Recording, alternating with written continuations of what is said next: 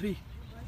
नमस्कार, स्वागत है आप सभी का NSUI लाइव पर। और जैसे कि आज हमने आपको वादा किया था कि हमारे साथ NSUI के राष्ट्रीय सचिव होंगे, तो आज हमने अपना वादा पूरा किया और आज हमारे साथ हिमाचल प्रदेश से ताल्लुक़ रखने वाले श्री सुरजीत भरमौरी जी हैं, जो NSUI के राष्ट्रीय सचिव हैं और साथ ही साथ हमारे चंडीगढ़ के इंचार्ज भी हैं। स्वागत है आपका सचिव। नमस्कार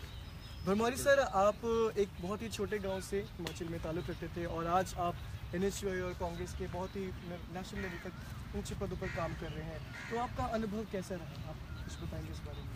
देखिए निखिल जी, आपने बहुत बढ़िया प्रश्न शुरुआती में उठाया हुआ है, क्योंकि किसी भी बात को रखने से पहले मैं आपको बता देना चाहता हूँ कि 2003 में मैं जब हिमाचल प्रदेश में अपनी हायर एजुकेशन लेने के लिए जब भरमौर से धर्मशाला के लिए आया था, 2003 में मैं धर्मशाला में एज ए फर्स्ट ईयर का स्टूडेंट आया था। तब से लेकर के मैंने NSUI का झंडा उठाया, लोगों के मुद्दों को, छात्रों के मुद्दों को, साथ साथ में जो हमारे ग्रामीण क्षेत्र के भरमौर क्षेत्र से जो लोग लड़के पढ़ते थे गरीब परिवार के, उनकी लड़ाई को और कॉमन स्टूडेंट की लड़ाई को लड़ा। और संगठन में मैं धन्यवादी हूँ और बहुत गौरवित महसूस करता हूँ अपने आप को कि मैंने जिस दिन भारतीय राष्ट्रीय छात्र संगठन यानी NSUI का झंडा उठाया था, उस झंडे को उठा करके आज मैं एक गांव से निकल करके हिंदुस्तान के 7 बड़े बड़े राज्यों का मैं इंचार्ज रह चुका हूँ। और आपको बता दूं, आज मैं पंजाब यूनिवर्सिटी में हूँ। बहुत खुशी होती है कि एक गांव से निकल करके हिंदुस्तान के जितने भी प्रोमिनेंट इंस्टीट्यूट हैं, चाहे इलाहाबाद यूनिवर्सिटी की बात करूँ, बनारस हिंदू विश्वविद्यालय की बात करूँ, महात्मा गांधी काशी विद्यापीठ की बात करूँ, साथ में मैं चाहे दिल्ली विश्वविद्यालय की बात करूँ, GNU की बात करूँ, और आज पंजाब यूनिवर्सिटी में, चाहे नॉर्थ ईस्ट में मैं गुवाहाटी यूनिवर्सिटी और सिलचर डिब्रूगढ़ सभी यूनिवर्सिटी की बात करूँ, कॉटन यूनिवर्सिटी की, ऐसी जगह पर मुझे शिक्षा ग्रहण करने का तो मौका नहीं मिला, लेकिन माननीय श्री राहुल गांधी जी के आशीर्वाद से और कांग्रेस शीर्ष नेतृत्व ने मुझे संगठन में मेरे काम को देखते हुए मौका दिया। और किस तरह से इन एलीट इंस्टीट्यूट में देश का भविष्य तैयार हो रहा है और देश के लिए युवा वर्ग अपने एजुकेशन लेकर के तैयार हो रहा है, उस सभी को बड़े करीबी से संगठन के माध्यम से देखने का मौका मिला। और निश्चित तौर पर मैं आपको ये बताना चाहता हूँ कि मेरे लिए बड़े गर्व की बात है कि एक गांव से लेकर के दिल्ली तक का सफ़र जो है, उसमें बहुत संघर्ष भी करना पड़ा, बहुत सारे खट्टे मीठे उसमें एक्सपीरियंस भी हैं, लेकिन जो कुछ भी मिला ईमानदारी और मेहनत के साथ और संगठन ने मुझे दिया। सर, जाहिर है कि आपका एक्सपीरियंस बहुत अच्छा रहा है, किंतु अभी आप पंजाब यूनिवर्सिटी, अब चंडीगढ़ के भी प्रभारी हैं और आप ही के प्रभारी क्षेत्र में पंजाब विश्वविद्यालय में हाल ही में 1200% तक फी हाइक हुआ है और 20 दिनों से बच्चे यहाँ पर 100 पर बैठे हुए हैं, तो आपका इस पर क्या कहना है? बिल्कुल सही बात है। अगर मैं पंजाब विश्वविद्यालय की बात करूँ तो नॉर्थ इंडिया का सबसे जाने माने वाला इंस्टीट्यूट और एलीट इंस्टीट्यूट में से नंबर 1 है। आज देश के लिए पंजाब विश्वविद्यालय ने बहुत बड़े बड़े देश को लीड करने के लोग दिए हैं। चाहे मैं बात करूं आज डॉक्टर मनमोहन सिंह जी की, जिनका लोहा आज हिंदुस्तान ही नहीं पूरा देश मानता है। एक अर्थशास्त्री और देश के प्रधानमंत्री रहे, वो यहाँ पर खुद पढ़े भी हैं और उन्होंने पढ़ाया भी। और ऐसा विश्वविद्यालय जहाँ पर एकदम से 1200% फीस का बढ़ जाना, एक कॉमन छात्र, मैं आपको ये भी बताना चाहता हूँ कि भी पंजाब विश्वविद्यालय में, चाहे वो हिमाचल प्रदेश की बात करूं, हरियाणा की बात करूं, पंजाब की बात करूं, इसके अलावा थ्रू आउट इंडिया के कोने कोने से यहाँ पर स्टूडेंट जो हैं अपनी शिक्षा लेने के लिए आते हैं और गरीब से गरीब परिवार इस यूनिवर्सिटी में जो है वो अपनी एजुकेशन ले रहा है, एंट्रांस को क्लियर करते हैं और उसको वहाँ पर पढ़ाई करने का मौका मिल रहा है। और जिस तरह से 1200% जहाँ पर 25,000 के करीब फीस लगती थी पर सेमेस्टर, आज 90,000 1 लाख से ऊपर वहाँ पर फीस हो गई है। इस तरीके से मैं सबसे पहले धन्यवाद करना चाहता हूँ पंजाब यूनिवर्सिटी की अपनी NSUI की टीम को कि आज 20th डे है जहाँ पर NSUI ने छात्र की लड़ाई को हर मामले से लड़ करके आज 21वां दिन है, 20वां दिन है जहाँ पर वो चेन हंगर स्ट्राइक पे बैठे। और मैं ये कहता हूँ कि ये संगठन के लिए ही नहीं, इस लड़ाई को हम सभी लोग मिलकर के अंजाम तक पहुँचाएंगे और ये हमारे उन गरीब परिवार के छोटे भाई बहन के लिए एक आने वाले समय के लिए एक बहुत बड़ा उनके लिए फी रोल बैक अगर होगा और उसको करके हम रहेंगे, उनके लिए एक बहुत बड़ा पढ़ाई करने के लिए उसके लिए एक बहुत अच्छी लड़ाई है और उसको किसी भी लेवल पर हम लड़ने के लिए तैयार हैं और फ्री रोल करके ही रहेंगे। इस लड़ाई को चाहे हम सड़क से लेकर के अपने संगठन के माध्यम से, पार्टी के माध्यम से, राष्ट्रीय स्तर पर और सड़क से सदन तक इस लड़ाई को लड़ा जाएगा। और आपको ये भी बताना चाहता हूँ कि जितने लोग हमारे हंगर स्ट्राइक पर बैठे हुए हैं, माननीय राष्ट्रीय अध्यक्ष जी से भी हमने बात की थी कि जो कॉमन स्टूडेंट, मैं आज आपको ये बता देना चाहता हूँ कि जो हंगर स्ट्राइक पर बैठे हुए हैं हमारे संगठन के पदाधिकारियों के साथ साथ ऐसे common student chain hunger strike में बैठ रहे हैं जिनको इस चीज़ का दर्द है कि अगर इतनी फीस बढ़ जाएगी तो हम किस तरीके से अपनी पढ़ाई कर पाएंगे। उन लोगों को शीर्ष नेतृत्व से भी हम मिलाएंगे और उनने जो संगठन के लिए और साथ साथ में कॉमन स्टूडेंट के लिए और कॉमन कॉज के लिए जो लड़ाई लड़ रहे हैं और उसको लड़ेंगे, हम राष्ट्रीय नेतृत्व से उनको मिला करके उनके काम की। सर, राज्य सरकार की तरफ से तो चलो कुछ हासिल आश्वासन हमें मिला है, परंतु केंद्रीय सरकार की तरफ से ऐसी कोई आश्वासन की उम्मीद नहीं की जा रही, तो आप इस पर क्या कहेंगे? बिल्कुल आपने ठीक कहा। जिस तरीके से पंजाब विश्वविद्यालय में फीस का मुद्दा है, हमारी NSY की टीम हमारे पंजाब के मुख्यमंत्री कैप्टन अमरिंदर सिंह जी से भी मिले, फाइनेंस मिनिस्टर जी से भी हमने अपनी बात रखी। जहाँ तक यहाँ पर हंगर स्ट्राइक आज हमारा 20वां दिन है, तो यहाँ पर हंगर स्ट्राइक में हमारे पंजाब गवर्नमेंट के लीडर, चाहे वो एजुकेशन मिनिस्टर की बात करूँ, चाहे फिर हमारे केंद्रीय पूर्व मंत्री रहे, केंद्र में पूर्व मंत्री कुमारी शैलजा जी भी यहाँ पर जो चूँकि PU के एलुमनाई रहे होंगे, उनको इस चीज़ का दर्द पता है कि पंजाब यूनिवर्सिटी में कैसे स्टूडेंट अपनी पढ़ाई करता है। उनके लिए वो खुद उन्होंने टेलीफोनिक संपर्क करके खुद वो NSY को समर्थन करने के लिए और कॉमन स्टूडेंटों को समर्थन देने के लिए यहाँ पर पहुँचे। साथ में हमारे NSY से ही निकले हुए दलवीर गोल्डी जी हैं, वो लगातार इस मुद्दे के साथ हमारे साथ जुड़े हुए हैं। और जहाँ तक स्टेट गवर्नमेंट की बात आपने कही, स्टेट में गवर्नमेंट का जो अपना हिस्सा है बजट में जो पंजाब यूनिवर्सिटी को देना है, वो हमें पूरा आश्वासन और भरोसा दिया हुआ है। और साथ में 7 तारीख को गवर्नमेंट की तरफ से विश्वविद्यालय से एक मीटिंग भी अरेंज की जा रही है और सीनेट की मीटिंग, उसमें हमारे गवर्नमेंट की तरफ से सब कुछ क्लियर हो जाएगा। और मेरा इसी मंच के माध्यम से अनुरोध है केंद्र सरकार से और HRD मिनिस्ट्री से कि छात्रों की समस्या को समझते हुए छात्रों को बहुत जल्द रिलीफ दिया जाए और फी को रोल बैक किया जाए। सर, आपके हिसाब से आज के समय में युवाओं का सबसे बड़ा मुद्दा क्या है? देखिए, आज अब युवाओं की बात आई तो मैं आपको कहना चाहता हूँ, विश्व स्तर पर अगर देखा जाए तो हिंदुस्तान विश्व का सबसे युवा देश है और विश्व के बहुत सारी कंट्रियों को इस चीज़ को देखते हुए कि हिंदुस्तान सबसे युवा है और युवा हिंदुस्तान नहीं है, लेकिन युवाओं के दिल की बात सुनने का वक्त है। और युवा जिस तरीके से विश्वविद्यालय सेंटर में अपनी बात रखना चाह रहा है, युवा जिस तरीके से फीस को चाहे किसी मुद्दे पर लेकर के कैंपस की बात मैं करूँगा, तो हिंदुस्तान के जितने भी एलीट इंस्टीट्यूट हैं, कहीं ना कहीं युवा, जब से देश में माननीय नरेंद्र मोदी जी के नेतृत्व में सरकार आई और हमारे प्रधानमंत्री बने हैं, कहीं ना कहीं युवा अपने आप को अपनी बात रखने से डर रहा है। तो जो उसका युवा का अपना राइट टू स्पीच जो हमारे संविधान ने दिया,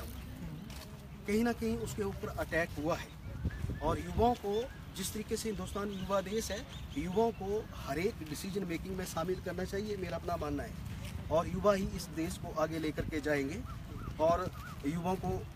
रोजगार का साधन उपलब्ध करवाना होगा। युवाओं को हर एक लेवल पर मौका देने की ज़रूरत है, चाहे वो राजनीतिक क्षेत्र हो, चाहे वो विश्वविद्यालय स्तर पर किसी चीज़ के लिए हो, चाहे वो आगे एडमिनिस्ट्रेटिव किसी भी पॉइंट ऑफ व्यू पर युवाओं को आगे लेकर जाना, ताकि हमारा हिंदुस्तान आगे बढ़े नौजवानों। सर, अलग अलग राज्यों में आप राष्ट्रीय सचिव भी रहे हैं, तो सर आपने तो मतलब मीडिया से और सोशल मीडिया के द्वारा भी कई समस्याओं को ऊपर उठाने का जिम्मा भी लिया है। तो सर, आप इस सोशल मीडिया और मीडिया के माध्यम से आप कैसे समझते हैं कि युवाओं से कनेक्ट करना आसान है या मुश्किल? देखिए, 21वीं सदी का भारत है। अब मैं सोशल मीडिया की बात करूं, आज के युग में सोशल मीडिया एक ऐसी क्रांति के रूप में किसी भी समस्या को उठाने में और किसी भी समस्या की लड़ाई को लड़ने में इतना सक्षम हो गया है कि जब पुराना समय हुआ करता था कि मैं अपने गांव की बात करूं या अपने क्षेत्र की बात करूं, आज मेरे क्षेत्र भरमौर विधानसभा क्षेत्र है, उस हल्के में एक अलग से 20,000 का एक टेरिटरी आता है हमारा, पांगी वैली। अच्छा। वहाँ पर आज भी अखबार नहीं पहुँचती और वहाँ पर जब बर्फ़ गिरता है तो 6 महीने तक वो इलाका बिल्कुल बंद रहता है। तो वहाँ पर जिस तरीके से आज की बात करूँ मैं, जिस तरीके से मोबाइल क्रांति और सोशल मीडिया क्रांति और इंटरनेट क्रांति आई, तो मैं सच्चाई बताता हूँ, आज भी मैंने व्हाट्सएप में और फेसबुक में जो ग्रुप बनाए हुए हैं, मैं आपको दावे के साथ कहता हूँ कि कम से कम 1,500 से 2,000 लोग मेरे उस एरिया के मेरे साथ जुड़े हुए हैं। और मैं ये कोशिश करता हूँ कि लेटेस्ट क्या है उनको ग्रुप में उस चीज़ को भेजने की कोशिश करता हूँ। अखबार नहीं पहुँच पा रही है तो कम से कम उसके माध्यम से ही सोशल मीडिया, चाहे वो राजनीतिक तौर पर देखें आप उसको, चाहे आप किसी भी मुद्दे को लेकर के कनेक्टिविटी की बात करें, चाहे किसी भी तरह की, सोशल मीडिया आने वाले समय में और आज के समय में सबसे बहुत इम्पोर्टेंट टूल हो गया हुआ है और ये इसके माध्यम से बहुत से मुद्दों को सुलझाया भी जा रहा है।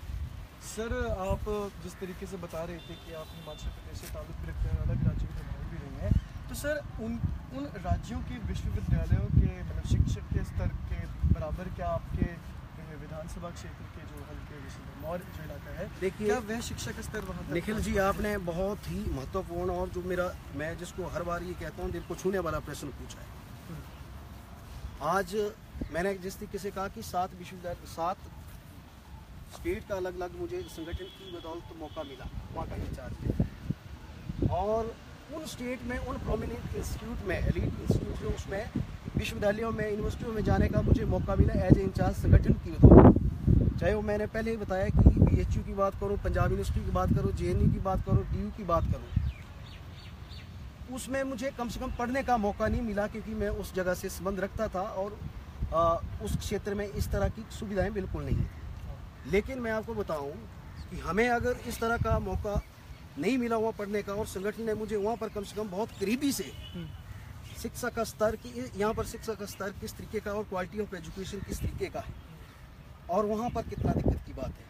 उसको देखते हुए मैं एक ही कंपैरिजन करूँगा, आपको बताना चाहता हूँ। ऐसा नहीं कि सरकार स्तर पर वहाँ पर कुछ भी नहीं, सरकार स्तर पर बहुत सराहनीय प्रयास भी किए गए वहाँ पर शिक्षा के स्तर को ऊपर उठाने के लिए, क्वालिटी ऑफ एजुकेशन के लिए वहाँ की हमारी छोटी बहनों को, हमारे छोटे भाइयों को घर द्वार पर एक क्वालिटी ऑफ एजुकेशन मिले, उसके लिए केंद्र सरकार द्वारा, मैं जब बताता हूँ UPA सरकार थी, डॉक्टर मनमोहन सिंह की गवर्नमेंट ने हमें वहाँ पर एक मॉडल कॉलेज दिया था और साथ में एकलव्य छात्रावास जिसका लगभग 15 करोड़ के करीब वहाँ पर उसका एनुअल बजट था। लेकिन बहुत दुख के साथ कह रहा हूँ मैं और इसको दुर्भाग्य ही कहूँगा कि जिस तरीके से आज भी चाहे हिमाचल प्रदेश में केंद्रीय विश्वविद्यालय दिया गया, हिमाचल प्रदेश में केंद्रीय विश्वविद्यालय भी UPA गवर्नमेंट की देन थी, लेकिन आज 10 साल पूरे होने के बाद स्टेट और केंद्र सरकार की आपसी तनातनी को चलते हुए वो केंद्रीय विश्वविद्यालय नहीं बन पाया। उसके साथ जो और इंस्टीट्यूट मिले थे केंद्रीय विश्वविद्यालय अगर अलग राज्यों को, वो आज पूरे तरीके से अच्छे तरीके से वहाँ पर चल रहे हैं। सर, हिमाचल के लिए आपने बहुत काम किया। मैंने ये भी सुना कि आपने एक होली बिजौली प्रोजेक्ट को लेकर आपने PMO और ट्राइबल कम्युनिटी को भी आपने चिट्ठी लिखी थी, और तो अभी उनकी तरफ से आपको रिस्पॉन्स भी मिले, तो सर किस तरीके का रिस्पॉन्स और आप क्या उम्मीद रखते हैं कि ये लड़ाई क्या आगे जाएगी? मैं आपको बताना चाहता हूँ, चलते चलते बात, मैं आपको ये बताना चाहता हूँ निखिल जी कि ये मुद्दा बिल्कुल लेटेस्ट मुद्दा है और मैं आपको बताऊँ कि अगर सच में अपने मन की बात बोलूँ तो आज अगर मैं फेसबुक में लाइव आया हूँ तो बहुत सारे मेरे क्षेत्र के लोगों ने मुझे अपनी बात रखने के लिए कहा कि आप इस मुद्दे पर अपनी बात रखो, आप इस लड़ाई को लड़ रहे हैं। लगातार 4-5 दिनों से मीडिया में, सोशल मीडिया में या फिर एडमिनिस्ट्रेशन को मैंने हर एक लेवल पर अप्रोच करने की कोशिश की है, क्योंकि वो जो हमारा क्षेत्र है ट्राइबल रिजर्व क्षेत्र है और बहुत दूर दराज का क्षेत्र है, अभी तक कनेक्टिविटी की बहुत ज़्यादा प्रॉब्लम है और वहाँ ट्राइबल लोग रहते हैं।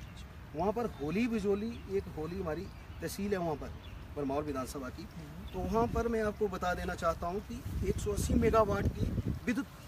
परियोजना लगी हुई है, पावर प्रोजेक्ट लगा हुआ है और उसको GMR कंपनी जो है वो उसका काम कर रही है, अभी तक अंडर कंस्ट्रक्टेड है, अभी तक आधा काम हुआ उसको। तो आपको बता देता हूँ कि हाल ही में अभी ये मुद्दा सामने आया हुआ है कि गवर्नमेंट ने वहाँ पर ज़मीन लीज पर ली थी, कैबिनेट की उसकी मंजूरी थी क्योंकि गवर्नमेंट के साथ MOU उसके लिए साइन हुआ है, गवर्नमेंट के साथ और प्रोजेक्ट के बीच में, कंपनी के बीच में। लेकिन अभी ये देखने को मिला है वहाँ पर कि 36 बीघा के करीब ज़मीन जो है वो without consent of the local people और अपनी मर्जी से उन्होंने उस ज़मीन को चुपचाप जो है वो एक कंपनी के नाम पर कर दिया और पूरी जितनी भी ज़मीन है, चाहे लीज है चाहे साथ में उसके ऊपर 1,500 करोड़ का लोन जो है वो प्रोजेक्ट को रन करने के लिए। ये मामला तब उजागर हुआ और तब सामने आया कि जब एक गांव का गरीब परिवार का आदमी जो है वो अपने किसी कार्य के लिए लोन लेने के लिए जाता है, तो तब बैंक अधिकारी कहते हैं कि इसके ऊपर तो ऑलरेडी लोन हो चुका हुआ है। तो मैं आंकड़ों के आधार पर आपको बता देना चाहता हूँ कि अभी तक लगभग 250 के करीब परिवार जो है उनकी भूमि को उस तरीके से उन्होंने without consent of local people उनको उन्होंने अपने उस पर करके उस पर लोन जो है उसको कर दिया गया है। कुछ ज़मीन तो खैर लीज में गई हुई है, लेकिन 32 बीघा ऐसी भूमि है जो देखने में आ रहा है कि उसको जबरदस्ती कर लिया गया है, एक्वायर कर लिया गया है। और साथ में आपको मैं बताता हूँ कि 1000 के करीब 227 परिवार के लोग जो है इस मतलब ये जो प्रॉब्लम है इसका सामना वहाँ पर कर रहे हैं। तो आपको बता देना चाहता हूँ, मैं वहाँ से उस क्षेत्र का हूँ और वहाँ का दर्द बहुत आसानी से जानता हूँ और मैंने उस दर्द को बड़े करीबी से देखा हुआ है। जैसे ही मुझे इस समस्या का पता लगा, आज की डेट में शेड्यूल ट्राइब एरिया जो है उनके लिए सबसे बड़ा हथियार अगर है तो national commission for schedule tribes. अगर उनके अधिकारों का हनन हो रहा है, अगर उनके साथ अत्याचार हो रहा है या उनके साथ गलत हो रहा है, तो चाहे फॉरेस्ट राइट एक्ट की बात करूं मैं, चाहे वो national commission for schedule tribe की बात करूं, तो उसमें अगर आप शिकायत डालते हैं तो शिकायत को वो देख करके उसको कंसीडर करते हैं और इंक्वायरी कमीशन उसके ऊपर गठित किया जाता है। तो मैंने उसको पीएमओ ऑफिस को भी इस चीज़ के लिए लिखा हुआ था, कंसेंट डिस्ट्रिक्ट के चंबा डिस्ट्रिक्ट के डिप्टी कमिश्नर महोदय को भी ये चीज़ लिखी हुई है और मुख्यमंत्री जी को भी ये चीज़ दी हुई है, यही लेटर, और नेशनल कमीशन को भी ये चीज़ दी हुई है। और पीएमओ आपको मैं ये बता देना चाहता हूँ कि पीएमओ ऑफिस में ये शिकायत जो रजिस्टर्ड भी हो चुकी हुई है और फर्दर इसके साथ एविडेंस और जो वो है उसको जुटाने के लिए हमें कहा गया है। और इस लड़ाई को, ये किसी व्यक्ति विशेष की लड़ाई नहीं है, ये उन लोगों की लड़ाई है जो ट्राइबल लोग हैं और गरीब परिवार के लोग हैं जिनको भूमिहीन करने की कोशिश की जा रही है। इस लड़ाई को मैं किसी भी स्तर पर आगे ले जाने की कोशिश करूंगा, इस लड़ाई को लड़ करके लोगों को न्याय दूंगा। और साथ में आपको ये बता देना चाहता हूँ कि 27 तारीख को मैं व्यक्तिगत रूप से national commission of schedule tribe जो दिल्ली में हेड ऑफिस है उनका, व्यक्तिगत रूप से मैंने वहाँ मिलने का निर्णय लिया हुआ है और जो हार्ड कॉपी उसको लेकर के जो यथास्थिति है वहाँ की प्रैक्टिकली रूप से उसको मैं कमीशन में अपनी बात रखूंगा और लोगों की बात को वहाँ पर रखूंगा ताकि उनको न्याय मिले। तो चाहे वह 500 या 1000 रुपए के नोट हो या लोगों की ज़मीनें हो, ये जो नई सरकार है ये लोगों से छीनने में बहुत माहिर है ना, तो आप क्या इस पे कहना चाहेंगे? देखिए, जहाँ तक 500 और 1000 के नोटों की बात है उस पर मैं बहुत ज़्यादा कुछ नहीं कहना चाहूँगा। नोटबंदी हुई, बहुत सारी दिक्कतें आई, गरीबों को भी दिक्कतें आई और हो सकता है कि लोगों का अपना अपना विचार है इस मुद्दे पर कि ये फेवर मेरा नहीं रहा, उस पर बहुत ज़्यादा नहीं बोलूँगा। लेकिन ट्राइबल एरिया जो है वहाँ पर अगर ज़मीनों को छीनने की बात आएगी बिल्कुल, तो इसकी मैं आपको गारंटी देता हूँ, हमारे लिए चाहे कुछ भी करना पड़े, हमें अपना कुछ भी त्याग देना पड़े और हमें उन लोगों की लड़ाई लड़नी है और उनके लिए मैं सदैव खड़ा रहने वाला हूँ। और उनको अवेयर करने की आवश्यकता मैं आपको बताऊँ, लोग बहुत अच्छे हैं, हज़ारों लोगों ने मुझे इस चीज़ के लिए मेरे साथ वार्तालाप भी किया हुआ है। किसी भी राजनीतिक दल और किसी भी लोगों ने इस मुद्दे को उठाया नहीं है, क्योंकि बहुत सारे लोग यहाँ पर राजनीतिक लोग की बात कहूँ, चाहे मैं प्रशासनिक तौर पर कहूँ, पावर प्रोजेक्ट 1000 करोड़ों में कहीं ना कहीं यहाँ पर मिली भगत का एक बहुत बड़ा मेरे को स्कैम दिखाई देता है। इसलिए मैंने इसको direct national commission of schedule tribe में अप्रोच किया। चाहता तो मैं निचले स्तर पर ही कर सकता था, लेकिन मुझे निचले स्तर की प्रणाली पर बिल्कुल शक है, मैं उनके ऊपर विश्वास नहीं कर सकता हूँ। इसलिए 27 तारीख को मेरी कोशिश है कि मैं अपने गांव के लोगों की और अपने क्षेत्र के लोगों की लड़ाई करूँ। सर अभी जिसे हम देख रहे हैं कि आप काफ़ी मेहनत कर रहे हैं, चाहे वह अपने हल्के का क्षेत्र हो चाहे बाकी देश के विश्वविद्यालय भी हो। सर पिछली बार भी विधानसभा चुनाव के लिए, इलेक्शन के टिकट के लिए आप काफ़ी आगे रहे थे, लड़ते रहे थे, तो पर लास्ट राउंड तक आप उस रेस में आगे थे। पर सर इस बार आपकी क्या स्ट्रैटेजी रहेगी और आप इस बार क्या करना चाहेंगे हिमाचल प्रदेश के लिए? देखिए निखिल जी, बहुत ही मतलब नज़दीकी क्वेश्चन पूछा, चूँकि हिमाचल प्रदेश में अब विधानसभा चुनाव आने वाले हैं और मैं आपको चाहे पंजाब से लेकर के चलूँ, इससे पहले पंजाब में चुनाव हुए और हमारे संगठन के बहुत सारे लोग इस यूनिवर्सिटी से निकले हुए। मैं चाहे दलवीर बोर्डी जी की बात की थी, बहुत सारे लोग यहाँ से निकले, पार्टी कमान ने उनको, हाईकमान ने उनको मौका दिया और चुनाव जीत करके भी आए। एक क्वेश्चन मैं पहले आपसे बात कर रहा हूँ, उससे भी कनेक्ट करना चाहूँगा इस चीज़ को, कि जिस तरह से मैंने कहा था कि हिंदुस्तान एक युवा देश है, और हिंदुस्तान में अगर बात करूँ तो हिमाचल हिंदुस्तान में युवा है, हाँ। हिमाचल में सबसे ज़्यादा युवा है। सबसे ज़्यादा ये। और आने वाले समय में और वक्त की डिमांड के अनुसार मैं ये कहता हूँ निश्चित तौर पर कांग्रेस पार्टी ने बहुत अच्छा काम किया हिमाचल प्रदेश में।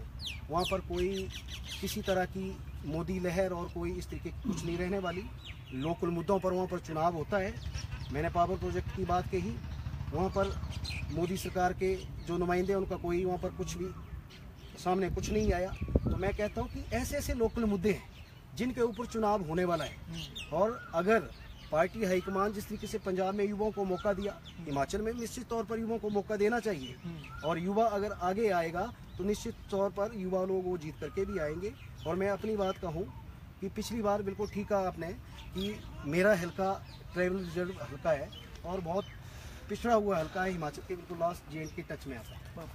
बिल्कुल। तो पिछली दफ़ा मैंने टिकट के लिए आवेदन किया हुआ था कांग्रेस पार्टी का एक सच्चा कार्यकर्ता होने के नाते। कल को आप भी कहीं से अगर कांग्रेस के कोई हमारे लोग हैं तो वो भी टिकट के लिए अप्लाई कर सकते हैं, क्योंकि कांग्रेस पार्टी जो है हमारी लोकतांत्रिक तरीके को तवज्जो देती है। आज पंजाब यूनिवर्सिटी की बात करूँ, चाहे पूरे हिंदुस्तान में एनएसयूआई के पदाधिकारियों की बात करूँ मैं, तो संगठन के अंदर ही आंतरिक चुनाव होकर के लोग चुन करके हमारे पदाधिकारी आ रहे हैं बिल्कुल। और जहाँ पर कंस्टिट्यूंसी को लीड करने के लिए जो हमारा लीडर आएगा उसके लिए ही डेमोक्रेटिक तरीका हमारी पार्टी ने एक तैयार किया हुआ है कि हर कोई पार्टी का सिपाही और अपने काम के अनुसार उसके लिए आवेदन कर सकता है टिकट के लिए। पिछली दफ़ा भी किया हुआ था, मैं स्क्रीनिंग तक मेरा 2 लोगों में नाम रहा, माननीय हमारे जो मंत्री जी हैं और दूसरा मेरा नाम उसमें था। और विषय में जिस तरीके से काम कर रहे हैं और क्षेत्र को अब युवा नेतृत्व की ज़रूरत है, पार्टियों को भी अपने तौर तरीके बदलने होंगे और हम पूरे जोर शोर के साथ अपने पार्टी के लिए संगठन के लिए दिन रात मेहनत कर रहे हैं, करते रहेंगे और अपनी कंस्टिट्यूंसी में भी काम करके दिखाएंगे। और पार्टी का आशीर्वाद रहा और लोगों का प्यार रहा और आशीर्वाद रहा तो ज़रूर हम अपने क्षेत्र में चुनाव लड़ेंगे और आएंगे। तो बहुत अच्छा लगा आपसे बात कर सुजी। और हम अगर आप कोई युवाओं को कोई मैसेज देना चाहते हैं तो प्लीज़ मैसेज ज़रूर दीजिए। देखिए, मेरा नौजवान पीढ़ी, चाहे हिंदुस्तान की बात करूं, आज हिंदुस्तान युवा देश है। युवाओं को हर लड़ाई लड़नी है और युवाओं को ही आगे लेकर के जाना है कंट्री को। चाहे बात मैं पंजाब यूनिवर्सिटी का एग्जांपल दूं, जिस तरीके की आज फी हाइक की लड़ाई है, आज ये नौजवान युवा ही इस लड़ाई को लड़ रहे हैं। एडमिनिस्ट्रेशन की बात करूं, चाहे बड़े लेवल बात करूं, अभी तक आपको सुनना कोई नहीं आया और हमें कोई सुनने नहीं आया। जब तक ये लड़ाई लड़ते रहेंगे, लास्ट में हमारी ही इसमें जीत होने वाली है। तो मेरा यही संदेश है एक युवा होने के नाते कि आज हर निर्णय में युवा की भागीदारी होना बहुत आवश्यक है, और युवा की भागीदारी होगी तो वो निर्णय भी युवा सोच से होगा और युवा के परिप्रेक्ष्य में। धन्यवाद सुरजीत भरमौरी जी, बहुत अच्छा लगा आपसे बात कर। तो ये थे हमारे साथ एनएसयूआई लाइव पर आज सुरजीत भरमौरी जी, जिनकी उम्मीद है कि जिस प्रकार पंजाब से इतने सारे युवा निकले इलेक्शंस के लिए, हो सकता है आने वाले टाइम पे शायद पंजाब विश्वविद्यालय से हिमाचल प्रदेश विधानसभा चुनाव के लिए भी निकलेंगे। तो इसी के साथ धन्यवाद सर आपका बहुत बहुत। Nikhil ji, thank you so much.